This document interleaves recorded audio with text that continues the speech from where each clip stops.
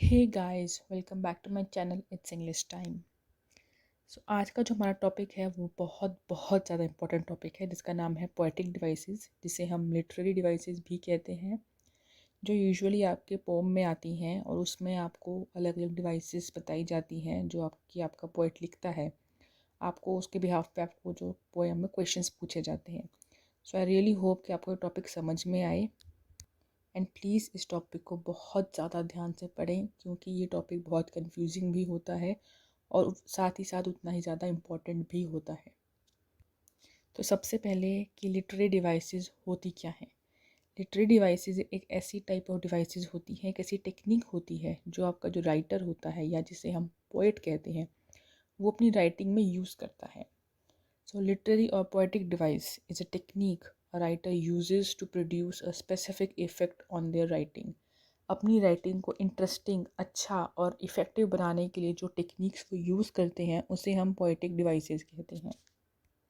क्योंकि ये टॉपिक बहुत ही ज़्यादा इम्पॉर्टेंट है, इसमें काफ़ी सारे पार्ट्स भी हैं, इसीलिए मैंने इस टॉपिक को दो पार्ट्स में, मैं दो वीडियोस में मैं बनाऊंगी। मैं आज एक वीडियो में बनाऊंगी, इसके बाद एक नेक्स्ट वीडियो जो होगी उसमें मैं आपको रेस्ट हाफ जो पोएटिक डिवाइसेस होंगी वो समझाऊंगी मैं इसमें। सो सबसे पहले है हमारा alliteration, the repetition of a constant sound at the start of two or more consecutive words is known as anaphora. Anaphora दो तरह के हैं, इसमें मैं आपको समझाऊंगी। सबसे पहले एलिट्रेशन। एलिट्रेशन में क्या होता है, रेपिटेशन ऑफ कांस्टेंट साउंड होती है। एक साउंड होगी जो कॉन्स्टेंटली एक लाइन में रिपीट होगी, वो दो या दो से ज़्यादा कंसेक्यूटिव वर्ड्स में रिपीट होगी। कंसेक्यूटिव वर्ड्स का मतलब होता है जो एक के बाद एक वर्ड आता है। सपोज मैं कहूँ for example I am a girl, तो I am a girl 4 words हो गए और वो एक के बाद एक आ रहे हैं, तो वो होता है कंसेक्यूटिव वर्ड्स जो एक के बाद एक ही आए। उसमें क्या होगा, उन कंसेक्यूटिव वर्ड्स में सेम साउंड आनी चाहिए, उनका इनिशियल जो है वो सेम साउंड से स्टार्ट होगा। वो होता है आपका एलिट्रेशन, जिसमें सेम साउंड कंसेक्यूटिव वर्ड्स में आए। जैसे कि मैं यहाँ पे आपको पोम का कुछ लाइंस हैं, उनके एग्जांपल के थ्रू मैं आपको समझाऊंगी। जैसे आप देख सकते हो यहाँ पे लिखा है, and flickered his two fork tongue from his lips and mused a moment and stopped and drank a little more from the burning balls of the earth. यहाँ पे आप देख सकते हो बी की जो साउंड है, use of B sound in burning bowls. जो लास्ट लाइन यहाँ पे लिखी है उसमें है from the burning balls of the earth. उसमें बी दो बार आ रहा है, बर्निंग में भी और बोल्स में भी। सेम उसी तरह पे यहाँ पे दो साउंड आई हैं बी की, इसीलिए यहाँ पे कांस्टेंट वर्ड में रिपीटिशन हो। जैसे आप देख सकते हो कि बर्निंग के बाद ही बोल्स लिखा गया है, तो ये हो गए टू कांस्टेंट वर्ड्स। उनकी जो साउंड है वो सेम है, दोनों की साउंड ब मीन्स बी से स्टार्ट हो रही है। तो ये होता है एलिट्रेशन। जब आप किसी लाइंस में ये नोटिस करो कि सेम साउंड, कांस्टेंट साउंड आ रही है और वो भी कंसेक्यूटिव वर्ड्स में, तो उसे हम एलिट्रेशन कहते हैं। यहाँ पे आपने डेफिनेशन, मैंने आपको एनाफोरा भी बताया था, उसको मैं आगे नेक्स्ट वाले जो आएंगे उसमें एक में है, मैं आपको वो आगे और समझाऊंगी कि वहाँ पे एनाफोरा क्यों लिखा था।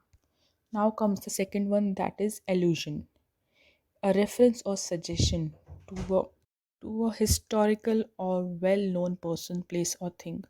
एल्यूजन में क्या होता है, आप एक चीज़ का रेफरेंस या एक सजेशन देते हो जो कि एक हिस्टोरिकल चीज़ होती है। उस हिस्टोरिकल में आप किसी पर्सन के बारे में भी कोई सजेशन दे सकते हो, आप किसी प्लेस के बारे में भी दे सकते हो और आप किसी थिंग के बारे में भी सजेशन दे सकते हो।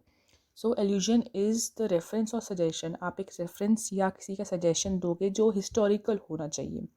उसमें कोई पर्सन भी हो सकता है, कोई प्लेस भी हो सकता है और कोई थिंग भी हो सकती है। फॉर एग्ज़ाम्पल 10th क्लास की एक पोम है जिसका नाम है not marble not the gilded monuments. इसमें कुछ लाइंस हैं, for example, nor Mars his sword nor words quick fire shall burn the living record of our memory, Mars is a Greek god of war. जैसे कि आप यहाँ देख सकते हैं कि यहाँ पे मैंने एक रेफरेंस दिया है जो है reference of well known person है, गॉड। यहाँ पे जो मार्स का जो गॉड है उसके बारे में रेफरेंस दिया गया है। सो आपका जो एल्यूजन होता है उसमें आप किसी भी चीज़ का, किसी भी पर्सन का या किसी भी प्लेस का रेफरेंस दे सकते हैं। जैसे कि इन लाइंस में Mars is a Greek god of war, यहाँ इस लाइन में रेफरेंस दिया गया है गॉड का। सो इसी तरह से एल्यूजन में आप किसी भी चीज़ का रेफरेंस, कोई भी सजेशन दे सकते हैं। सो जिन लाइन्स में आपको लगे कि किसी चीज़ का सजेशन या रेफरेंस दिया जा रहा है, that too only historical things, तो वहाँ पे आप एल्यूजन का पोएटिक डिवाइस यूज़ कर सकते हैं। Now comes the third one, that is anaphora. जैसे कि मैंने आपको बताया था एलिट्रेशन में भी कि उसमें सेम साउंड कंसेक्यूटिव वर्ड्स में यूज़ किया जाता है, और एनाफोरा में सेम वर्ड कंसेक्यूटिव लाइन्स में यूज़ किया जाता है। वहाँ पे साउंड थी कंसेक्यूटिव वर्ड्स में, यहाँ पे सेम वर्ड है कंसेक्यूटिव लाइन्स में। So the repeated use of the word at the start of two or more consecutive lines. जब किसी लाइन्स में, कुछ पेयर ऑफ लाइन्स में आपको लगे कि सेम ही वर्ड रिपीट हो रहा है, तो वहाँ पे आपका एनाफोरा पोएटिक डिवाइस आता है। फॉर एग्जाम्पल, एक पोम की मैं आपको लाइन्स दिखाती हूँ। पोएम का नाम है the frog and the nightingale. The lines क्या होती हैं वहाँ पे? Said the frog, I tried to teach her but she was a stupid creature, far too nervous, far too tense, far too prone to influence. The word far is used in the beginning of two consecutive lines. आप यहाँ देख सकते हैं far word जो है वो दो consecutive lines में continuously यूज़ किया गया है। इसी तरीके से जब कोई word दो या दो से ज़्यादा consecutive lines, एक के बाद एक जो lines आती हैं, उसमें अगर कोई word बार बार repeat हो रहा है, तो वहाँ पे आपका एनाफोरा पोएटिक डिवाइस आता है। आई रियली होप कि आपको ये टॉपिक समझ में आ रहा है। आई नो ये टॉपिक बहुत मुश्किल है, लेकिन उतना ही ज़्यादा इम्पॉर्टेंट भी है, तो इसलिए प्लीज़ इसको ध्यान से समझें। और अगर आपको मेरा वीडियो अच्छा लग रहा है तो प्लीज़ मुझे कमेंट्स करके ज़रूर बताइए और लाइक करना ना भूलें। हमारा नेक्स्ट है एंटीथेसिस। इसमें क्या होता है? Use of opposite words in the close placement. इसमें हम एक के बाद एक जब कोई वर्ड लगाते हैं साथ में, लेकिन वो दोनों आपस में ऑपोजिट्स होने चाहिए एक दूसरे के। सपोज अप एंड डाउन लगाया है, क्लोज एंड फार लगाया है, फॉर एग्जांपल दीज थिंग्स। तो एंटीथेसिस में वो वाले पोएटिक डिवाइस होता है ये, जिसमें हम कोई वर्ड्स ऑपोजिट जो हों एक दूसरे के, उनको साथ साथ यूज़ करें। इसका एग्जाम्पल है, एक पोएम है the frog and the Nightingale, उसी की मैं एक लाइन लेके आपको यहाँ दिखा रही हूँ। For example, every night from dusk to dawn. Meaning of dusk is sunrise and meaning of dawn is sunset. Dusk का मतलब होता है सनराइज, एंड सनसेट हम यूज़ करते हैं डॉन के लिए। यहाँ पे जो डस्क एंड डॉन है वो दोनों एक दूसरे के ऑपोजिट वर्ड्स हैं, इसीलिए और हम उनको यहाँ पे साथ में भी प्लेस कर रहे हैं। एंटीथेसिस एक ऐसा पोएटिक डिवाइस होता है जिसमें दो ऑपोजिट्स एक साथ वर्ड्स यूज़ किए जाते हैं। Now comes our next, that is assonance, the repetition of a vowel sound within a sentence. इसमें क्या होता है? एक सेंटेंस में आपको रिपीटिशन ऑफ वोवल साउंड होता है, जैसे ए ई आई ओ यू, ये हमारे वोवल्स होते हैं। इनकी जो साउंड आती है वो जब किसी लाइन में बार बार रिपीट होती है तब आता है एसोनेंस। एसोनेंस मीन्स जब कोई वोवल की साउंड एक सेंटेंस में बार बार रिपीट की जाए, तब आप वहाँ पे ये वाला पोएटिक डिवाइस लगा सकते हैं। फॉर एग्जाम्पल, मैं कुछ लाइन्स दिखाती हूँ आपको यहाँ पे। 7 एजेस एक पोम है, उसमें से all the words a stage and all the men and women merely praise, they have their exists and they have their exits and the entrances। तो आप यहाँ देख सकते हो कि ई की जो साउंड है वो कॉन्टिन्यूसली आ रही है। men, women, merely, players, exits and entrances, ये जो वर्ड्स हैं इनमें कॉन्टिन्यूसली आपकी ई की साउंड बार बार आ रही है। एसोनेंस जो आपका पोएटिक डिवाइस होता है, उसमें जब कोई वॉवल की साउंड बार बार रिपीट हो तब हम वहाँ पे एसोनेंस पोएटिक डिवाइस यूज़ करते हैं। ये ध्यान रखना बहुत ज़रूरी है कि उसमें सेम ही वॉवल बार बार यूज़ होना चाहिए। ऐसा नहीं होना चाहिए कि एक में ए हो रहा है, एक में ई हो रहा है, या एक में आई हो रहा है। सब वर्ड्स में सेम, अगर सपोज ई है तो सब में ई ही होना चाहिए, अगर ए है तो सब में ए ही होना चाहिए। Now comes our next device, that is ascendton, a writing style in which conjunctions are omitted between words, phrases or clauses। इस पोएटिक डिवाइस का मतलब है कि इसमें आपके जो कंजंक्शंस होते हैं वो मिसिंग होते हैं। मीन्स आप बाकी सेंटेंस जो लिखा जाता है, लेकिन उसमें जो कंजंक्शंस, जिस जिस जगह पे कंजंक्शंस आते हैं वहाँ पे कुछ भी मेंशन नहीं किया जाता, उसको ओमिट कर दिया जाता है। फॉर एग्जाम्पल, एक पोम है जिसका नाम है द ब्रुक, उसमें से मैं आपको एक लाइन लेके दिखाती हूँ। आई स्लिप आई स्लाइड, आई ग्लूम, आई ग्लांस। सो ये जो 4 वर्ड्स यहाँ पे यूज़ किए गए हैं, इनके बीच आप देख सकते हो कोई भी कंजंक्शन यूज़ नहीं किया गया। आई स्लिप, आई स्लाइड, आई ग्लूम, आई ग्लांस, इनके बीच कोई भी कंजंक्शन का यूज़ नहीं किया गया। तो जब भी किसी लाइन में या किसी पोम में आपको ये दिखाई दे कि उसमें बीच में वर्ड्स के बीच में कोई भी कंजंक्शन यूज़ नहीं किया जा रहा है, कंजंक्शन ओमिटेड है, तो वहाँ पे आप ये वाला पोएटिक डिवाइस यूज़ कर सकते हैं। So now comes our next, that is consonance, the repetition of a constant sound in a sentence. इसमें क्या होता है, एक कॉन्स्टेंट साउंड होती है, कॉन्सोनेंट सॉरी, इसमें कॉन्सोनेंट की साउंड होती है, वो रिपीट की जाती है बार बार। एक हमने पहले किया था एसोनेंस, उसमें था वोवल की साउंड रिपीट होती थी। अब है कॉन्सोनेंस, इसमें कॉन्सोनेंट की साउंड रिपीट की जाती है। It can be at the beginning, middle और एंड ऑफ द वर्ड। ये किसी वर्ड के बिगिनिंग, मिडल या एंड में भी आ सकता है। बस ये ध्यान रखना है कि उन वर्ड्स में आना ही चाहिए। जैसे कि मैं आपको एग्जांपल दिखाती हूँ, एक पोम है, not marble not the gilded monuments. इसी की एक पोएम की मैं आपको लाइन सिखाती हूँ। Than unswept stone besmirred with sluttish slime। इसमें क्या है, the sound of consonant sound like S and T in the beginning, middle and end of the words. इसमें आप देख सकते हो वर्ड में एस और टी की साउंड आ रही है। तो वैसे ही यहाँ पे एस और टी होते हैं, वो कॉन्सोनेंट साउंड्स होती हैं। तो जब किसी लाइंस में आपको ये लगे कि कोई कॉन्सोनेंट साउंड है जो बार बार रिपीट हो रही है, तो वहाँ पे आप अपना कॉन्सोनेंस पोएटिक डिवाइस यूज़ कर सकते हैं।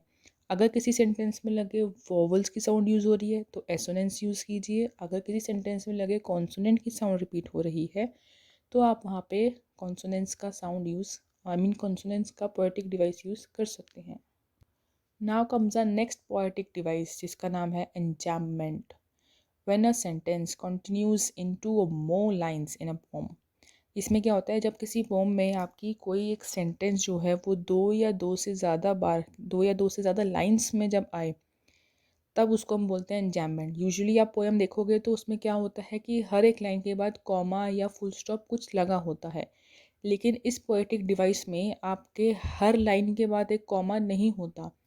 कई बार 2 या 3 लाइंस के बाद आपको कॉमा या फुल स्टॉप दिया जाता है। तो ये पोएटिक डिवाइस तब यूज़ किया जाता है जब कोई सेंटेंस जो है वो पोएट अपने आपके पोएट ने मीन्स 2 या 2 से ज़्यादा लाइंस में लिख के उसके बाद एक कॉमा लगाया हो, तब हम उस पोएटिक डिवाइस को बोलते हैं एंजैम्पमेंट।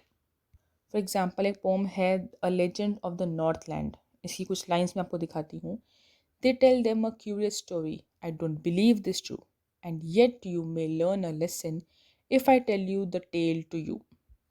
सो यहाँ पे आप देख सकते हो कि जो लाइंस हैं, जो फर्स्ट 2 लाइन्स हैं, उसमें आप देख सकते हो कि फर्स्ट लाइन के बाद स्टोरी के बाद कॉमा नहीं दिया गया, लेकिन सेकंड लाइन में ट्रू के बाद कॉमा दिया है। वैसे ही थर्ड लाइन में लेसन के बाद कॉमा नहीं है और फोर्थ लाइन में यू के बाद एक फुल स्टॉप है। सो इस तरह की पोएटिक डिवाइस को हम एंजैम्पमेंट कहते हैं। जब कोई लाइन जो है 1 या 2 से ज़्यादा बार किसी लाइन में आए, एक सेंटेंस मीन्स आपके 2 या 2 से ज़्यादा लाइंस में आए, तब हम उसे एंजैम्पमेंट कहते हैं। और उन लाइंस के बीच कोई भी कॉमा नहीं होता। जैसे आप फर्स्ट में देख सकते हो कॉमा नहीं है, सेकंड में है, थर्ड में नहीं है, फोर्थ में है। ऐसे ज़रूरी नहीं है कि एक के बाद एक ही हो, वो 2-3 के बाद भी आ सकता है। जैसे 2 और मोर लाइंस में भी वो आ सकता है। So now comes a ninth poetic device जिसका नाम है hyperbole. It is a Greek word meaning overcasting, the use of exaggeration to lay emphasis. इसमें हम वो तब यूज़ करते हैं जब कोई चीज़ अपने आप को खुद से या बाकी सबसे भी ज़्यादा एक्सप्रेस करना चाहे। ओवर कास्टिंग करते मीन कहते हैं ना, एक ओवर कर दिया किसी चीज़ को, तो उस तरीके से यूज़ किया जाता है जब कोई चीज़ अपने आप को या किसी चीज़ को हद से ज़्यादा शो करना चाहे तब। फॉर एग्ज़ाम्पल, एक पोम है जिसका नाम है ओज़िमैंडिस। इसमें क्या है, एक लाइन दिखाती हूँ मैं आपको। My name is Ozymandias king of kings. यहाँ पे here they have used hyperbola because Ozymandias refers himself as king of the kings। वो अपने आप को किंग ऑफ द किंग्स कहते हैं, मतलब जितने भी किंग्स हैं वहाँ पे उनसे भी ज़्यादा बड़ा किंग अपने आप को वो मानता है। तो तब हम ये वाला पोएटिक डिवाइस यूज़ करते हैं जब कोई चीज़ या जब कोई भी किसी चीज़ को एक्स्ट्रा ऑर्डिनरी मानते हैं, मतलब जितना वो मानना चाहते हैं उससे भी ज़्यादा। Suppose Kings of king, I mean king of Kings. तो वो हद से ज़्यादा जब अपने आप को कोई चीज़ मानते हैं तब हम वहाँ पे हाइपरबोला यूज़ करते हैं। सो नेक्स्ट है हमारी imagery. The creation of any sensory effect like visual, auditory, olfactory, gustatory, tactile, kinesthetic, organic। जब किसी पोम में आपकी कोई भी चीज़ सेंसरी इफ़ेक्ट के साथ यूज़ की जाए, उसमें कुछ सेंसेस डाले जाएं, तब हम यूज़ करते हैं imagery. To create senses in the poem, आपकी पोएम में कुछ सेंसेस डालने के लिए जब कोई लाइंस या कोई वर्ड्स यूज़ किए जाएं तो उसको हम इमेजरी कहते हैं। फॉर एग्ज़ाम्पल एक पोम है the frog and the Nightingale, उसकी कुछ लाइन्स हैं। But one night a Nightingale in the moon light cold and preached upon the smack tree, casting forth her melody. Here we can imagine a sense of night that is cold and nightingale is singing melodiously on a branch of smack tree. यहाँ पे आप देख सकते हैं कि जो lines दी गई हैं उसमें आपको सेंस ऑफ नाइट शो की जा रही है, जो कि बहुत ठंडी रात है, इट इज़ कोल्ड, एंड जो नाइटिंगेल है वो वहाँ पे गाना गा रही है on a branch of a tree. तो यहाँ पे आपको नाइट का विजन शो करने के लिए उन्होंने लाइंस जो वर्ड्स यहाँ पे यूज़ की हैं उसको हम इमेजरी कहते हैं, क्योंकि आप उस चीज़ को इमेजिन करोगे, उसको सेंस करोगे कि हाँ ये पोयम में पोएट ऐसा कह रहे हैं, वहाँ पे ऐसा हुआ होगा या ऐसा हो रहा होगा। तो जब कोई चीज़ हम इमेजिन करते हैं उसमें सेंसेस डाले जाते हैं तो उसको हम इमेजरी पोएटिक डिवाइस कहते हैं। सो ये थे आपके कुछ पोएटिक डिवाइसेस जिनको मैंने आपको आज समझाया है। आई रियली होप कि आपको ये टॉपिक क्लियर हुआ होगा। अगर आपको ये टॉपिक समझ में आया है तो प्लीज़ प्लीज़ मेरी वीडियो को लाइक कीजिए और कमेंट कीजिए, और प्लीज़ जिन्होंने अभी तक सब्सक्राइब नहीं किया है वो सब्सक्राइब ज़रूर कीजिए, और जो लोग सब्सक्राइब कर चुके हैं उन्हें तो पता ही है आगे ज़्यादा से ज़्यादा लोगों को शेयर करना है, अपने फ्रेंड्स को शेयर करो ताकि उनको भी हेल्प मिले, उनको समझ में आए। और जो कुछ बचे हुए पोएटिक डिवाइसेस हैं वो तो मैं आपको नेक्स्ट वीडियो में समझाने ही वाली हूँ। तो टिल देन बाय।